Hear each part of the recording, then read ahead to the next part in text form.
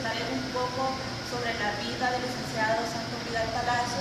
Él es un reconocido locutor de la radio Cuscatlán. A continuación veremos un poco sobre el ámbito. Buenas noches, licenciado. Nos encontramos acá con una pequeña entrevista acerca de la locución. Para comenzar, ¿cuánto tiempo tiene de experiencia en el ámbito radial? Bueno, la experiencia mía data desde 1987, 29 años de trabajar en radio. A ver, cuéntanos, licenciado, ¿qué tipo de conocimientos técnicos debe tener alguien que quiere trabajar en la radio? Bueno, yo le llamo elementos técnicos a aquellas herramientas que sirven para trabajar en radio. Es decir, que sepa manejar computadoras hoy día, ¿verdad? Que sepa manejar una consola, que sepa manejar el micrófono. Esos son los elementos técnicos para mí, ¿verdad? Las habilidades que tenga el locutor para trabajar en una cabina de radio, ¿verdad? Ahora, las habilidades no les podemos llamar elementos técnicos, son habilidades artísticas. Esa es otra cosa, ¿verdad? Para mí, las habilidades artísticas que un locutor debe tener son conocimiento amplio, con toda la extensión de la palabra. Debe ser una persona multifacética, es decir, con la capacidad de poder hablar en un momento determinado cualquier tema que a él se le ocurra. Quiere decir que debe estudiar mucho. Quiere decir que se debe convertir en un autodidacta. Lamentablemente aquí no tenemos locutores profesionales, es decir, no hay una carrera técnica por lo menos que ampare una carrera de locución. Todos los locutores nos hemos hecho empíricamente por características natas que uno trae o que en el camino ha aprendido, pero no hay un técnico, no hay una licenciatura para ser locutor. Continuando con la entrevista, ¿qué competencias debe tener desarrolladas el locutor? Ya mencionamos, primero, una buena dicción. Debe tener conocimiento el locutor, ¿qué es dicción? Pronunciación, cultura.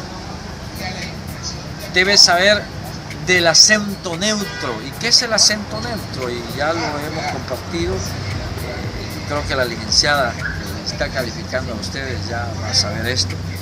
Es la interpretación del texto, de la frase, de la línea, es decir, darle la brillantez o la intencionalidad a lo que usted locuta. Y ojo, no es lo mismo un locutor de cabina que un locutor de estudio de grabación. Un locutor de cabina sí se moviliza ahí, la hora, la música y saluditos especiales y todo. Un locutor de estudio y grabación debe tener las características mínimas para poder grabar un comercial, para grabar una cuña institucional, etc. Entonces, ¿cuáles son las competencias? La principal es la cultura, la siguiente es la dicción y el tono de voz. La voz que es pues la principal, porque usted tiene una voz chillona, una voz que definitivamente no le sirve ni para cantar en el baño, pues entonces no ande buscando ser locutor. Okay. En la siguiente pregunta, ¿qué cualidades debe tener el locutor o aspirante al locutor? Cualidades, las que debe tener todo ser humano, ¿no? Amabilidad, que son valores, ser proactivo, es decir, adelantarse a los hechos, ser una persona muy culta, una persona con una capacidad intrínseca extraordinaria, las cualidades de ser un relacionista público, las cualidades de ser un comunicólogo, las cualidades de ser un mercadólogo, las cualidades de saber relacionarse con el público, porque hay locutores pésimos. Hay locutores pésimos que creen de que solo porque están detrás de una consola o de un micrófono son los reyes del dial, y no es así. Lamentablemente hoy se ha tergiversado todo. Okay. ¿Es necesario tener una formación académica para poder locutar? Sí, es necesario. ¿Por qué? Porque una formación académica le permite a usted tener un amplio criterio. Una formación académica le permite a usted tener un precepto más definido. Pero ¿qué sucede? Yo me acuerdo, yo les digo a los alumnos, miren, yo no es que discrimine a nadie, pero no es lo mismo ser bachiller que tener un título universitario. Ahora, como le dije al inicio, en El Salvador no hay todavía, yo tuve la intención de presentar una currícula, un pensum para nivel técnico, en locución. Técnico es más práctico que teoría. No, las universidades que tienen periodismo, tienen relaciones públicas, tienen comunicaciones, tienen mercadotecnia, no tienen locución. Y perdóneme, usted no está estudiando comunicación para ser locutor. Continuando con la entrevista, ¿cómo ven la evolución de la comunicación, especialmente las redes sociales, en el desarrollo del ámbito radial? Bueno, veamos. Las redes sociales que usted conoce no son redes sociales, son medios sociales. Estos medios sociales le han venido a dar impulso tecnológico a la radio, todas. El Twitter, información, ¿verdad? Noticias. El Facebook, cualquiera habla cualquier cosa. El Instagram, fotografía. Continuando, ¿qué papel juega la voz? Es decir, el tono de voz, la potencia y proyección de la misma a la hora de locutar. Imagínese, ¿usted en algún momento se ha enamorado de alguna voz? Sí. ¿Veces? Entonces, ¿qué se requiere? Al inicio le decía de que lamentablemente las voces de hoy día de las radios, yo no es porque sea mayor, pero cuando yo aprendí a hacer radio, hasta decir paja era malcriado. Y hoy se dicen palabras peores, obscenas, palabras soeces, que en vez de culturizar, denigran. Los tres objetivos fundamentales de la radiodifusión: entretener, informar y culturizar. Se ha perdido eso. Entonces, ¿qué necesitamos que un locutor diga? Que diga cosas coherentes y que sepa lo que está diciendo. Ya para dar por finalizar la entrevista, ¿qué consejo podría darle a un aspirante locutor de radio?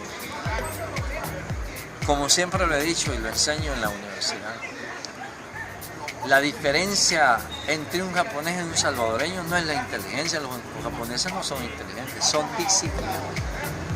Si usted es disciplinada, va a lograr el objetivo que persigue. Y eso es lo que recomienda para los locutores: disciplina, práctica y lectura. Yo soy disciplinado en los ejercicios de locución, ejercicios de dicción, de respiración. Soy disciplinado en las prácticas que debo hacer, cómo mantener el aire, cómo hablar con el diafragma, etc. Entonces vamos a lograr. Y ser conscientes de la voz que tenemos. Ahí está todo. Si yo tengo una voz que realmente no agrado ni siquiera a mi mamá, ¿cómo voy a aspirar a ser locutor? Pero si yo tengo una voz que anda en el promedio para poder hablar frente a un micrófono, porque la cabina es sagrada, niña. La cabina es un templo sagrado donde se emite la voz a cientos de miles de personas.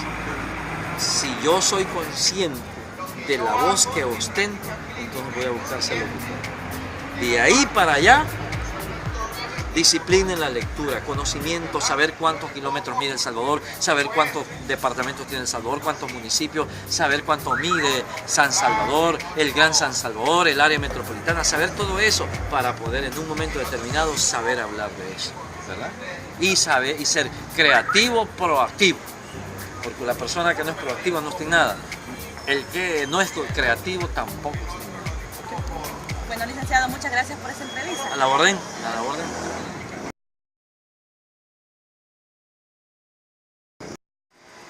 Bueno, con lo que hemos podido aprender en este breve entrevista con el licenciado Palacios, es que para ser locutor no es necesario tener grandes conocimientos académicos, basta con tener las habilidades, basta con tener las técnicas y tener también pasión por la locución. Además de eso, poseer también habilidades, también puede ser una persona que estudie, no necesariamente locución, puede ser una persona que estudie otras carreras. Además de ello,